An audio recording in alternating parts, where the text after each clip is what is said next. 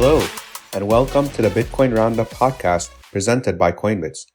We bring Bitcoin news, hot topics of conversation, and deep dives into a variety of Bitcoin topics to you weekly.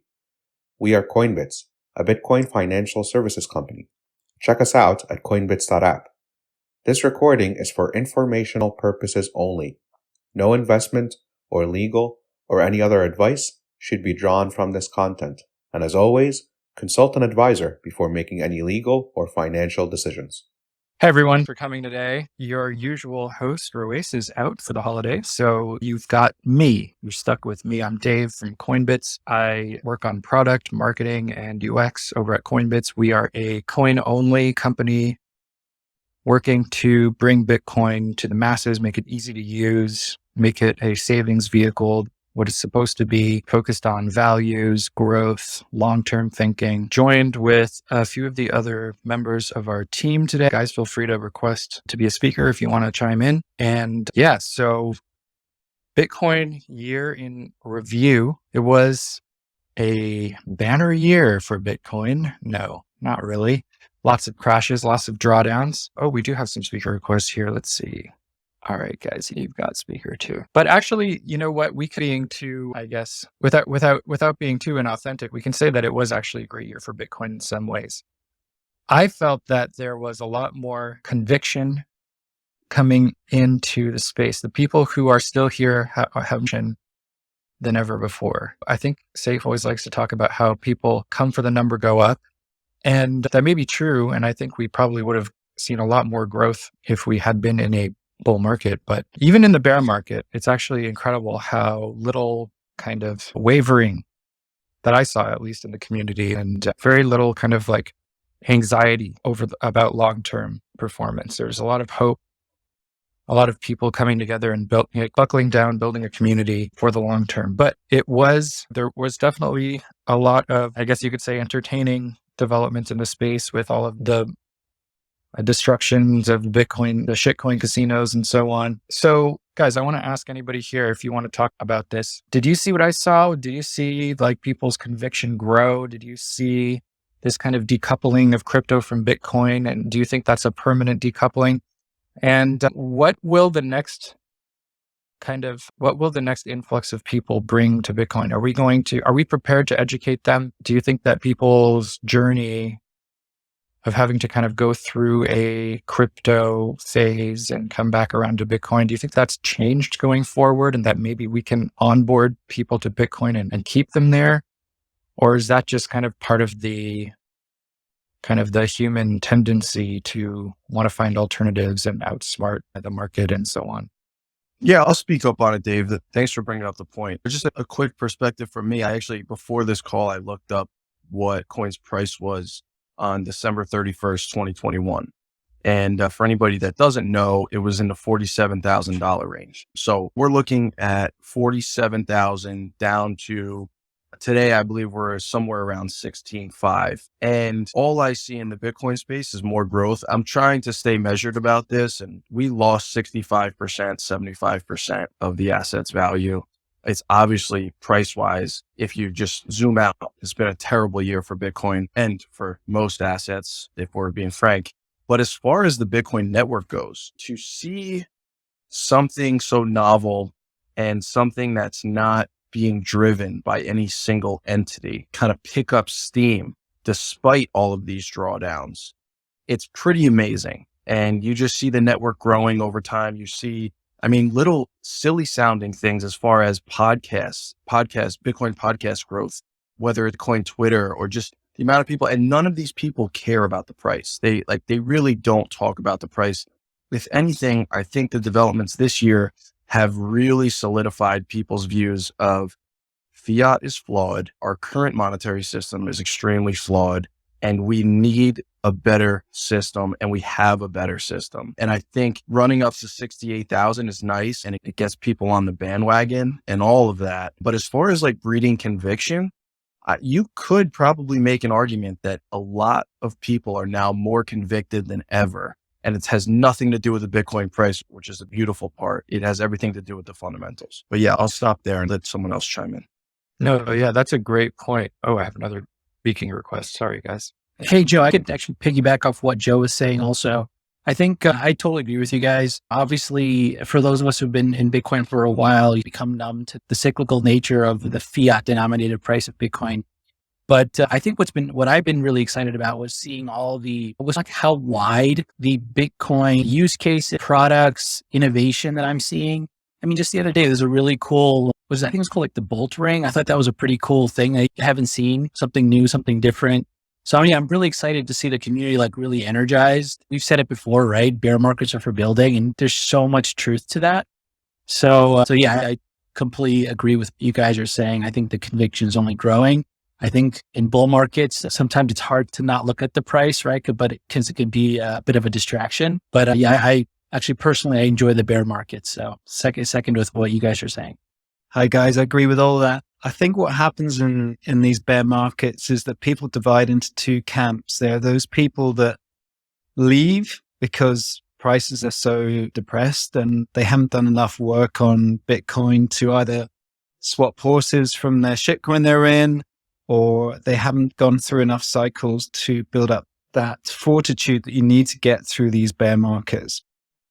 And the second camp, those people who have done the work, not necessarily through many cycles, but they understand Bitcoin's value proposition and they understand that this isn't an overnight thing and that you really need to be in the space for quite a number of years in order to get the benefit from their investment. That secondary camp is a lot smaller than the first, and therefore that's why it takes quite a while for the Bitcoin army, so to speak, to build and build. But the metrics show that's happening. Even today, I was looking at the number of Bitcoin addresses, and that continues to go up and to the right, which is really cool to see. Yep, that's a great point too, Barney. It's like no matter the price, I don't have data that specifically says this. I'm pretty sure we could bring it up. No matter what price it is, today there's more Bitcoin users than yesterday. Like, because what you see, like you said, there's more and more addresses, and there's more and more addresses that hold small amounts of Bitcoin. And so you see this asset kind of dissipating through the world and gaining new users and holders. And the likelihood of these millions of people that hold Bitcoin, for somebody to hold Bitcoin to completely give it up would mean that they somehow have more faith in banking than in the Bitcoin network or something. They're making a decision based on this belief that Bitcoin has less potential or is less utility than some other asset. And you just don't see people making that decision. So regardless of the price, just adoption going one direction. And the fact that supply is low really means that the value, the amount of value that Bitcoin stores just continues to grow over time, over the long term. That's a great point. Actually, there's another thing that's related to all this. Maybe one of the reasons that we see conviction growing in the Bitcoin space and in the broader online community is that we've been through so much over the last couple of years, and especially in the last year with the veil kind of being lifted, where it's now mainstream to question surveillance and psychological operations and manipulation of markets and inflation. And I mean, I just feel like 2022 was this eyes wide open year. And despite the drawdown in the price of Bitcoin, it's a lot easier to make the case to kind of lay people and mainstream people that it's a good thing for there to be some kind of neutral money or some asset that's a safe haven from surveillance and manipulation. So what do you think about that? Does anybody have an opinion about Bitcoin's role in this broader story of a rejection of surveillance and manipulation of financial markets?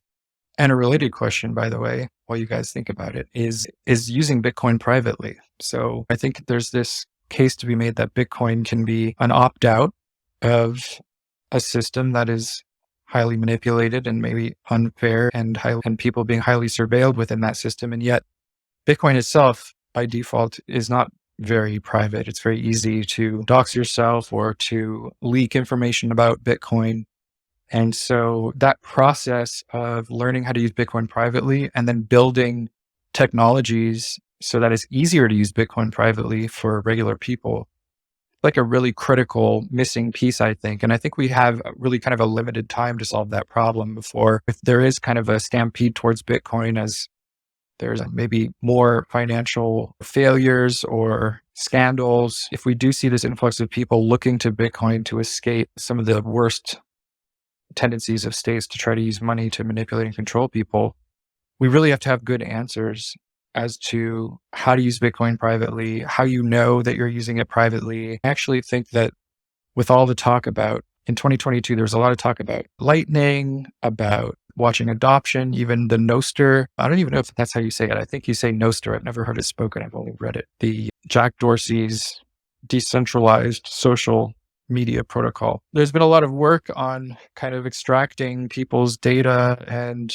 activities online from control items, but here and there have been articles and discussions about using Bitcoin privately, but I haven't really seen a major push on that front from the Bitcoin community. Does anybody agree with me or disagree with me on that point? Yeah, I think it's obviously super important. I would just go back to, I guess, an example from my own life. In about 6 months ago, I had to pay somebody in Canada, and there was all of these hoops to jump through. Now, I'm in the United States, and they just happen to be our neighbors in the north in Canada. And one bank wasn't able to do it. PayPal had all these extra fees associated with it, and also a hold of I think it was 3 weeks before you can actually send those payments, or before they actually finally go through. And there was all these different hoops to jump through. I had to end up getting associated with another bank and all this different stuff. And the whole time, this contractor, I was just saying to myself, well, we could just send Bitcoin. Obviously, that would solve all of these problems. And the person, I actually brought it up to them, and the person laughed and LOL'd and never really kind of took it seriously. Now, the reason that I'm not saying, I don't know if he didn't fully take it seriously, but he never actually, he never made it an actual thing where, hey, maybe we should try this. I think he wanted to kind of go through all the other options first. And I'm just wondering what the friction point was for him there. And speculate, I'm not so sure that it was privacy oriented.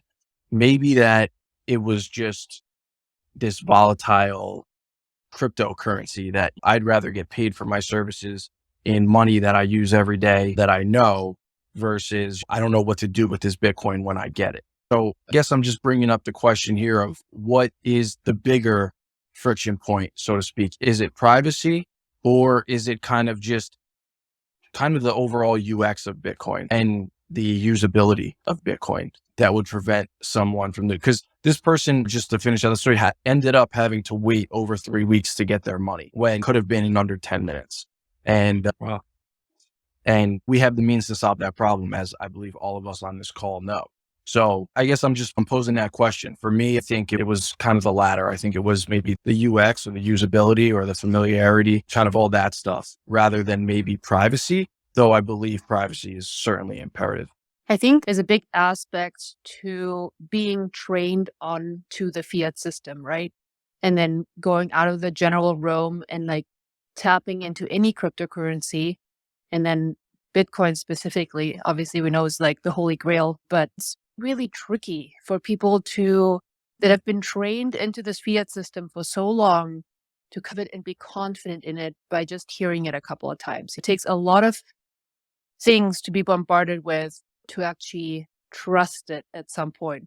And I think it's really cool how so many big institutions actually came in 2022, but yet even though it's mainstream for us because we read those news as Bitcoiners, it's really not that mainstream for the average Joe out there. No pun intended, Joe.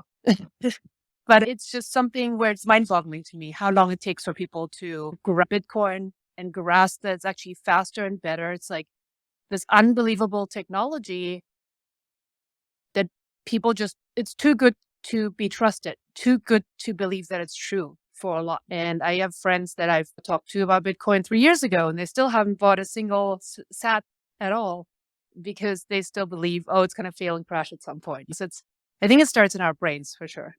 Yeah, that's a really great point too. 2022, we saw people talk. I feel like even though people aren't necessarily to buy their first sat, it's less of a alternative lifestyle to be like a Bitcoiner. It's a little bit more accepted that for the people that aren't in the know, they're curious enough about it. They realize that there might be something there. I feel like even though crypto crashed so hard in 2022, and even though we had all these scandals, somehow there's also this feeling that like, well, it's gonna be here for the long term. I'm not really seeing signal online from people thinking that crypto is just over or that this portends the end for Bitcoin.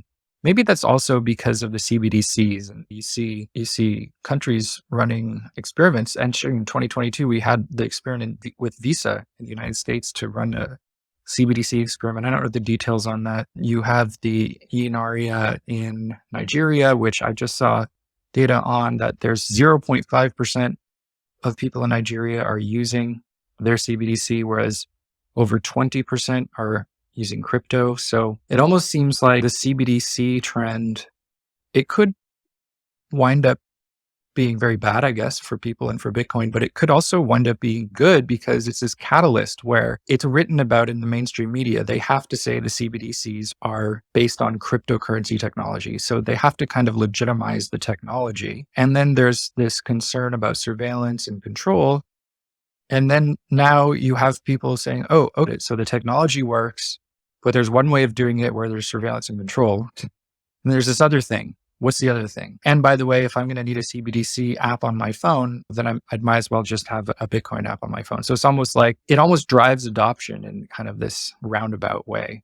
Does anybody have any thoughts on CBDCs and like we learned in 2022? Like what do you think is going to happen in 2023?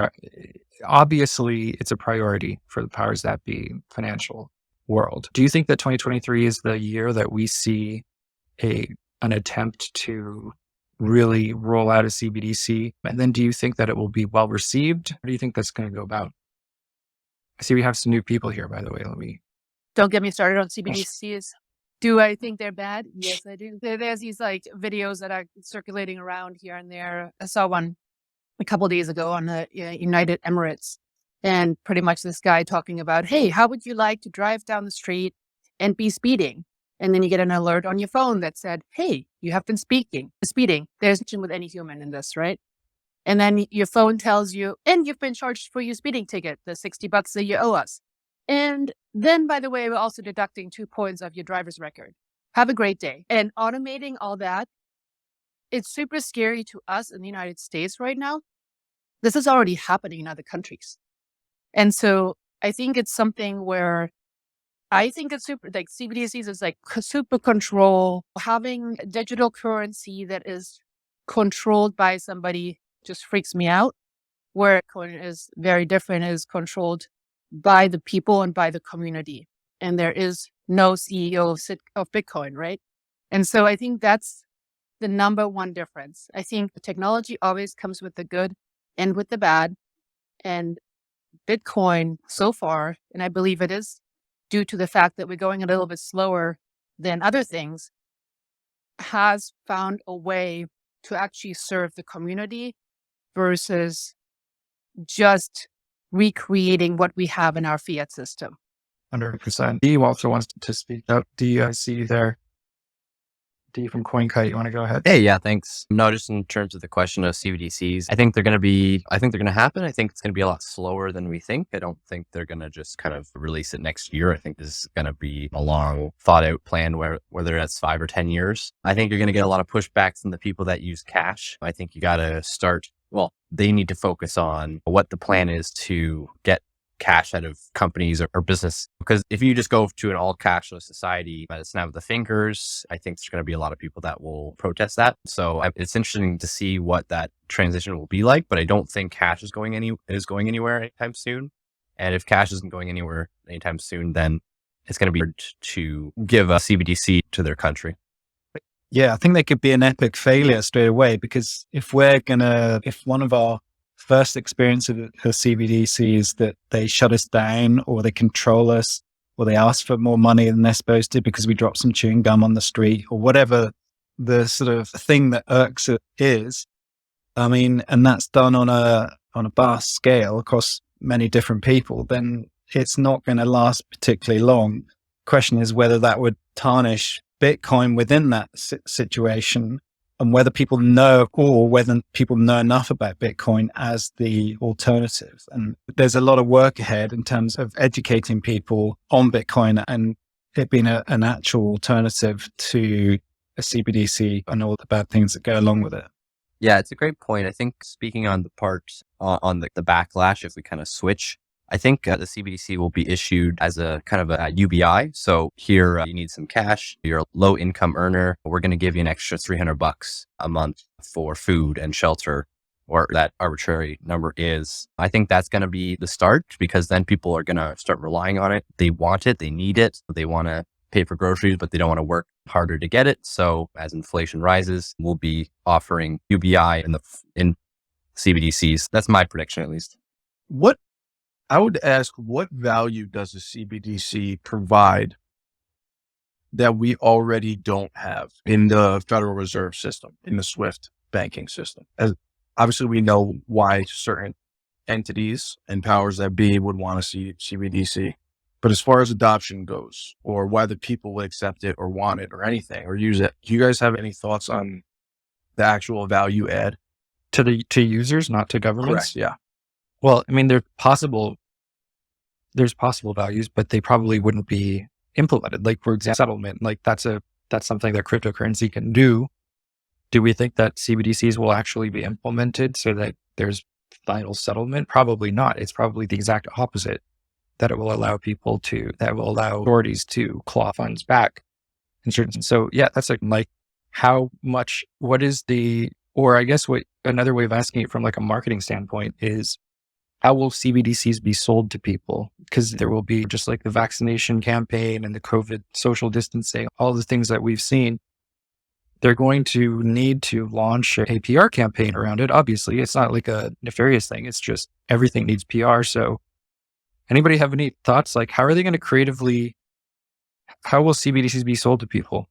Well, I just thought, like kind of that example before, right? Inflation's rising. You can't pay for your food and gas. But, we, the governments, can help you. Here's some money. We're being nice. Take it and use it, right? It's kind of that. So that would be my argument there.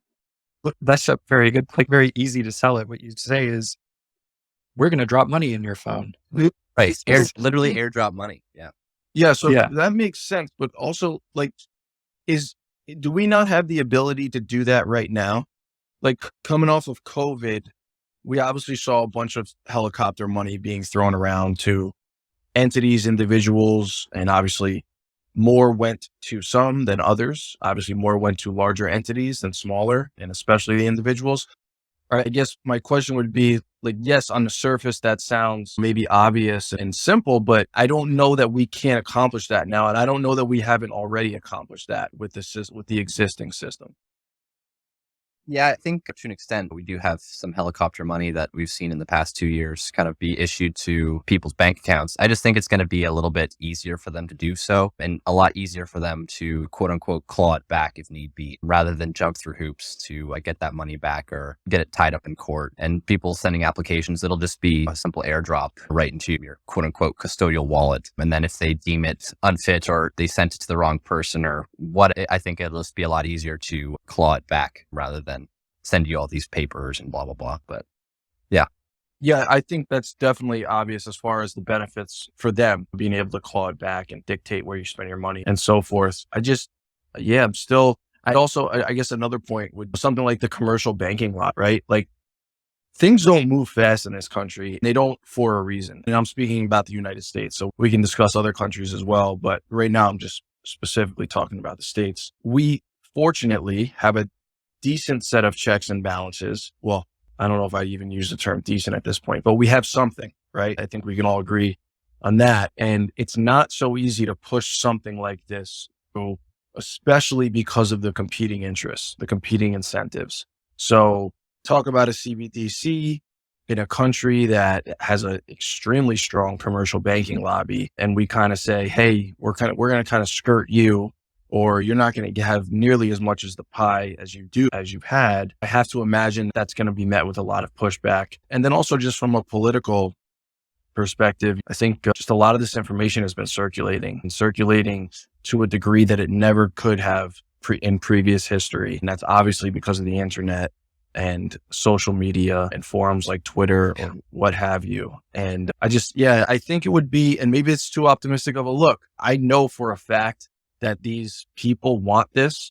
These entities want this. I optimistically, I think it's going to be a little more difficult than maybe we believe, which is a great thing. Yeah, that's all great points. I mean, there's also the question, well, one of the things that CBDCs can do and crypto can do is self-custodying a digital asset, a digital token. Self-custody, custody in general has been a topic in 2022. We're at record all-time highs of crypto and Bitcoin specifically being taken off exchanges, being custodied at home. You have Ledger came out with a fancy new device for this, and it's been all over Twitter and in our community, self-custody. What do you think is the trend going forward for custody? Is that part of the kind of the hesitation for adoption, that people don't know how to self-custody or they don't think they can handle it? I always see these people talking about D's clapping. So CoinKite obviously has opinions on custody, but I always see people, I think it was Gigi or somebody else on Twitter was saying they were making the comparison to cars, and they were like, this thing's never going to take off. You have to change the oil every 3,000 miles. If you don't, you destroy your engine. You have to keep the tires inflated. You could crash and kill yourself and your whole family. You have to learn how to do it. No one's ever driven before. It's super annoying to have to learn how to drive safely. You have to park it. You don't know where to park it. You have to lock it. People can steal it. People can break it. It's like the user friendliness of a car is obviously, if you've never seen a car before, pretty shockingly bad. On the other hand, the value that it offers to you is so high that you decide that you're going to adopt it anyway. You go through the process of getting a license and paying for registration to the government even, and paying for fuel and so on. And so you do all of this because the value exchange is there. And with Bitcoin and self-custody, I think that it's a really great case, right? Like to make that, yes, it's less, I guess say less convenient than leaving your funds with someone else, but there's always a counterparty, and you have the choice with Bitcoin to make the other counterparty yourself, the trusted counterparty yourself. And so is that worth doing? Well, only if the value is there. And maybe people don't see the value today because not enough people have been rug pulled. Not enough people have lost their money leaving it with an institution. And maybe there will be some sort of preference cascade or major event that people respond to where they say, okay, I'm ready to take this on. And I know that there's always these corner cases, these arguments made that, well, not everybody can do it, but there are people who are maybe more elderly or who have some kind of issue that makes it difficult for them to do this. And I get all of that, but I'm really talking about really are capable of it and who just don't trust themselves. And maybe the way we go forward, maybe the self-custody movement is actually part and parcel of something really wonderful, which is where people are realizing that they can trust themselves and they don't need to put trust into third parties, and that they really can handle this and really take on more responsibility. And so maybe we're going to see like a broader conversation about responsibility take shape in 2023. What do you think? Yeah, I think you hit the nail on the head there with the responsibility thing. Obviously, people aren't wanting to take responsibility for their money, right? They deem it's maybe unsafe or a lot riskier, but there's everything in life's a trade-off. So if you want to separate your money from state, you are going to have more responsibility with your money. And I think that's something that most people or coiners are willing to take. But I think, yeah, just teaching the responsibility go as well as the custody part, it's kind of important, but I'll let someone else speak. I like that RGU technology. That's right. Yes. Well, it's a great point, right? It's just people buy insurance because they don't want to have responsibility to get in a car accident or whatever. But those are all, I guess it's a private company. I mean, maybe in the future, people can put their trust or some trust, maybe not all their trust, in a private company to store some funds, or like an unchained capital with a multi-sig situation where you hold one or two of the keys and they hold one, so that in case you lose one, then you still have that backup. Like there'll be more of those kind of things in the future that will hopefully make more sense and be less trusting. But yeah, it's definitely a responsibility go up technology. Hey, so while we have you here, I'm actually curious. You work in support, so you're probably interacting with people all the time. What kinds of things are you hearing about self-custody? Like what types of people in 2022 were turned on to self-custody? And what kinds of like basic questions do they have? Do you have kind of like standard responses for how to kind of lay out a vision of why self-custody and why people can trust themselves? We don't have too many specific general questions that we kind of answer automatically. I'm trying to build actually a website so that people can go to it and we can send them some links. And we always send them to our website for documents and stuff. But yeah, there's a few people here and there. I think a lot of people with the Celsius issue, the debacle and the FTX debacle, and people just, again, don't want responsibility, but, they don't understand the risk of not taking that responsibility, right? It's like, well, this guy is a trustworthy guy. They're a big organization. How could they steal my money? And it's like, well, here's like 5 examples of companies that literally went bankrupt and took all their money and left all the users with nothing. Right. So it's a game of trade-offs, and it's hard to have no responsibility, but also have custody or have no custody and give that responsibility to someone else without having any risk either. Right. And so it's kind of a catch-22 in that sense. But yeah, It's definitely a journey, isn't it? Self-custody. Like you either get it straight away and you're willing to take the responsibility, or something happens to you that's bad and then you force yourself into that. I was speaking to a client the other day and they've had obviously concerns about everything that's happened with the various crashes. And he said he actually custodies with Coinbase, who pretty solid bastion and one of the remaining top exchanges, but he still felt that wasn't enough from his point of view in terms of self-custody. And so again, part of this journey, he's now looking into other options. And so we talked about single signature, multi-sig options, and he'd never heard of multi-sig before. And so he is taking it upon himself to learn about this. So there's definitely a journey, but he's pretty far down the rabbit hole. It's the other side. How do we bring in the next billion users and make them feel comfortable? And maybe that's just better products, things that are easier. Maybe Apple comes in with their wallets and makes it super easy for everyone. So it's journey mentally, but also, the products themselves, there's a lot of room for improvement and simplicity. Yeah, Barney, that's a great point. And Dee, I love what you said about the trade-offs. It's actually one of my favorite quotes. There are no solutions. There's only trade-offs, by Thomas Sowell. And I think it's so relevant to self-custody because there's just, like Barney was saying, people can see it. You can be self-custodying or you could be custodying have Coinbase your funds, and you could watch FTX go down, and people kind of don't bat an eye and they think, oh, well, it can't be Coinbase. But FTX wasn't very far off from that kind of level of brand. You could argue maybe they even surpassed them at some point. I don't know, but FTX was certainly up there. And I think it just comes down to people understanding it, but then also feeling like they need to. Right now they're choosing the convenience factor because they really don't think the risk is high enough for whatever reason. But when they do feel the risk is high, that's the trade-off that they will make, they have to make.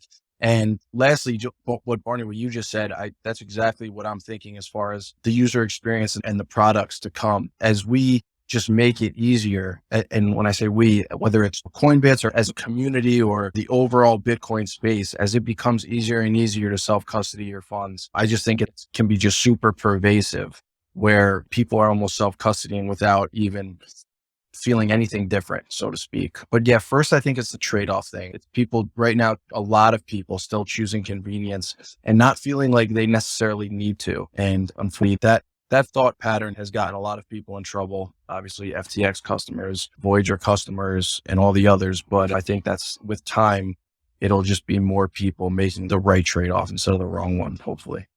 100%. And it's really hard I find it orange pill like a G7 citizen rather than someone in a third world country that's going through 10, 20, 100% debasement of their currency every year. We just don't see it in our daily lives. We do see it a little bit at the pump or at the market, but we definitely don't see it as much as other people. And I'm Canadian. We went through that whole truckers convoy protest. And a year ago, you asked someone, would our prime minister ever freeze bank accounts? You'd be like, no, like that's impossible.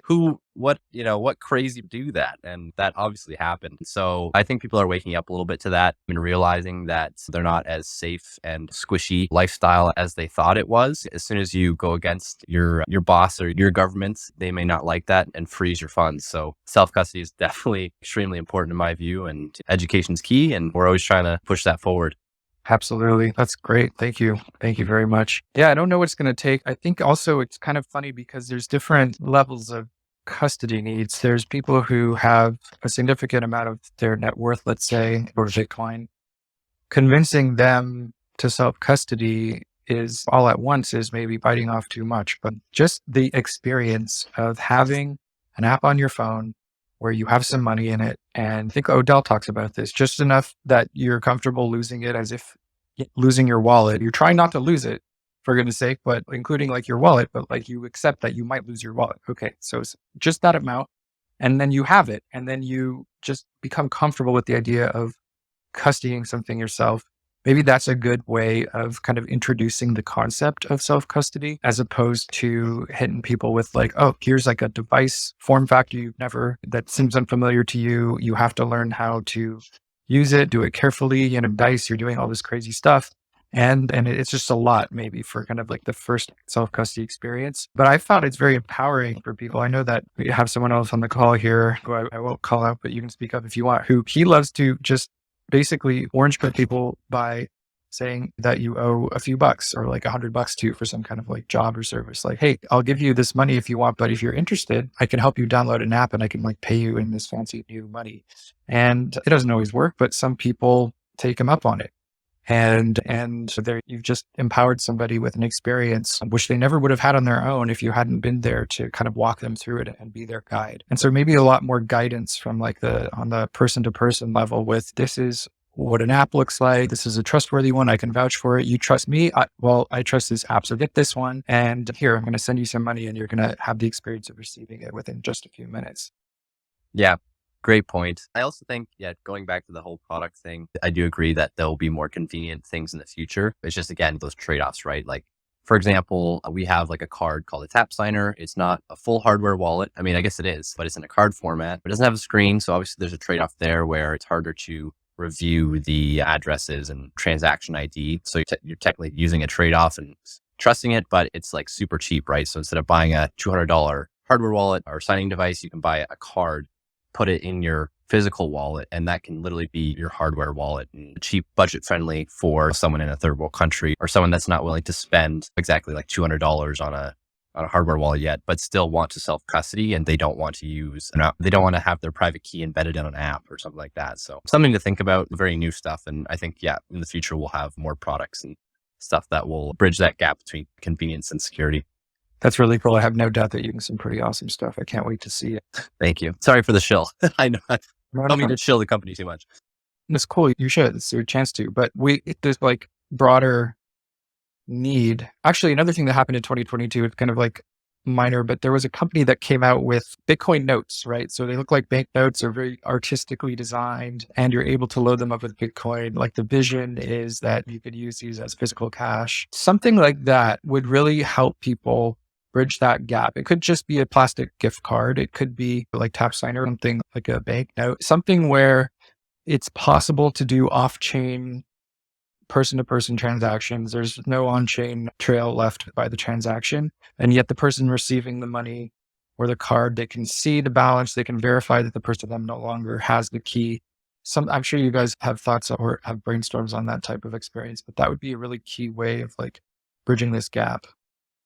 Very cool. All right. Well, so looking forward, 2023, predictions are usually bad ideas because pretty much by making a prediction, you're guaranteeing that you're going to be wrong in some way, but we love them anyway. So everybody here, anybody want to speak up? What's the thing you're most excited about, either as a Bitcoiner or as somebody who works in the Bitcoin industry? If we were doing this a year from now, looking back on 2023, what will we have accomplished? What battles will we have fought and won or lost? What do you think the future holds in store in this new year? I've been hogging the mic too much. Maybe we'll let someone else go. Not at all, Dave. I'm loving it. Keep it going. No problem. Yeah, no, I think you're right, Dave.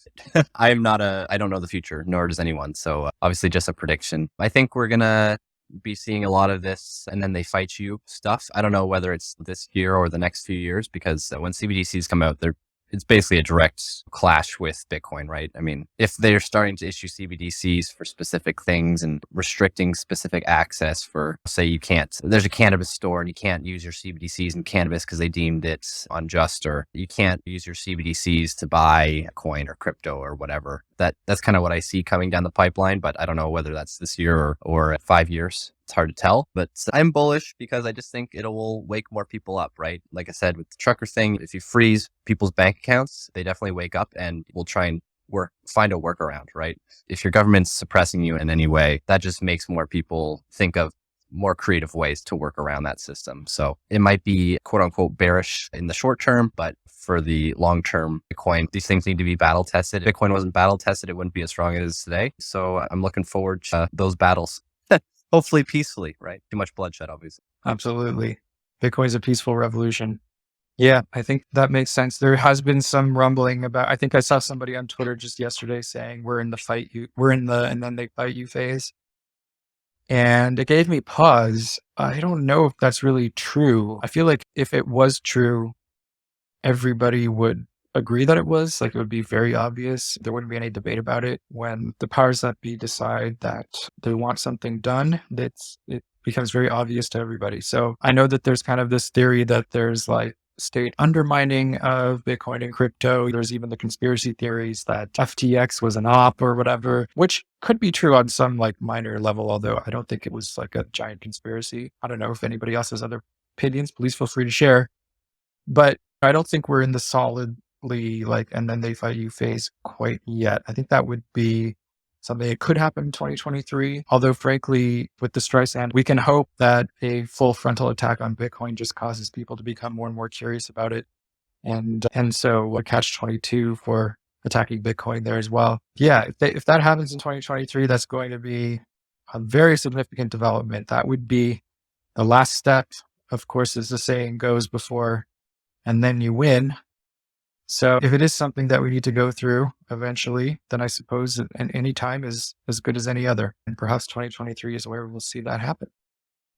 Anybody else have thoughts on 2023 for Bitcoin? What do we think is going to happen over the coming year? What are we excited about? What are we anxious about? Joe, it looks like you unmuted. You want to go ahead? Yeah, I'll go and then I'll just open it up to the floor. I think it's an interesting question that you posed, by the way. Are they in the then we fight you phase or not? I think we're obviously, as you alluded to, seeing rumblings of that. And I think we've seen maybe more overt measures against that. I think Elizabeth Warren she comes to mind as someone who's a prominent politician who seems to be constantly fighting against Bitcoin and the shadowy supercoders, as she calls coiners. But,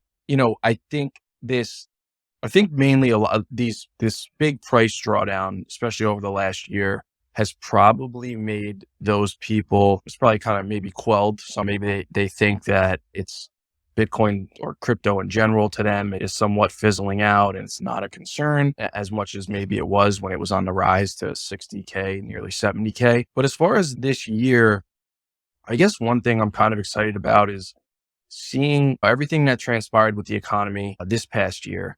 And seeing this 40-year high inflation that was supposed to be transitory, obviously was not, as everybody knows, and is still lingering at a very high rate, around 7%, despite record rate increases by the Federal Reserve. And they're operating this balancing act that even they have admitted it is close to impossible to do. And when you get to these rates this high with a debt load that we have at every level, federal, individuals, private businesses, but you're playing a dangerous game. And I think we're going to see that dangerous game play out, or at least continue to play out this year. And I think the Fed is their bluff may be called, or they may have to ultimately pivot. And I think it's going to be more exposing of the system at play. When you have the Federal Reserve potentially pivot with, say, 5 or 6% inflation, when their target that they've always said was 2, I think they're getting exposed there and they're losing control. And I think more and more of this as we go just kind of unveils them and exposes them for who they are, this system for what it is. And I think people will continue to seek alternative options. And slowly but surely, as we've all seen this year, despite 70% drawdown, people are finding Bitcoin and they're realizing that Bitcoin is that alternative option. So I'm excited to see the fireworks, I guess. I'm not excited to see people in pain. I'm not excited to see people lose their jobs. Any of that, obviously, none of that we want. I'm just excited to further move to a better system that serves everyone. And when I say better system, I mean infinitely superior monetary system, and that's Bitcoin. Rules without rulers. That's exactly right. Really well said. Actually, Wisdom Through Bitcoin podcast just requested a speaker permission. You want to say something? Yeah, we'll see how that works. I don't know. Can everybody hear me? I'm in a car, so. Yeah, we can hear you. We can hear you. It's a little bit distant, but we can hear you clearly. Okay, great. Is that Chris, by the way? Yeah, that's me. It's my new handle for Bitcoin. Very cool. Yeah. But yeah, maybe this idea for what's going to happen in 23 is largely based on, I've been watching a lot of history on Netflix, and they just released this new chapter 2 for kind of the Ottoman Empire, and that had to do with men and the Impaler and their confrontation. And I was just thinking about just then they fight days and how it's like the fight in 2022 against Bitcoin has been very strategic in nature. In the past, it's been Ethereum against Bitcoin or whatever shitcoin against Bitcoin, but mostly Ethereum against Bitcoin as like as a general fight, both sides attacking each other on a battlefield. And now it's become much more strategic, where there's definitely been a shift in the attack from a broad scope to focusing on the energy, focusing on the adoption, focusing on these little points. And basically what they're trying to do is create division within the Bitcoin community. And so that's kind of like where I see the whole Bitcoin maximalism argument or toxicity that you hear so much about. Is if you look through history and you look at empires, most of the time, empires aren't destroyed by another army. They're destroyed from within first. There's dissension amongst the ranks, amongst the generals. They don't do what they're told. And then ultimately that creates leverage for other armies to come in and attack and dismember it, displace, and then ultimately destroy. But with Bitcoin, we don't see that. What we see is a community growing. We see coiners digging their heels in the sand. We see this maximalist mentality, togetherness, the culture starting to formulate, much like the Greeks did with their city to a Greek nation, then the Romans and their city to a Roman Empire. So I think 2023 is going to be much more along the line of a strengthening of Bitcoin, while the world is basically thinking Bitcoin is dead and they're going to probably leave us alone a little bit more. And then just they're going to continue their fiat Ponzi, their inflected interest rate tactic and all that. But I see 2023 as a year of strengthening and growth for Bitcoin more than anything. Yeah, that's awesome. That's a great perspective. I agree. I think there's some of the other people on the call have talked about this, how bear markets are kind of fun because you have the spotlight off of you.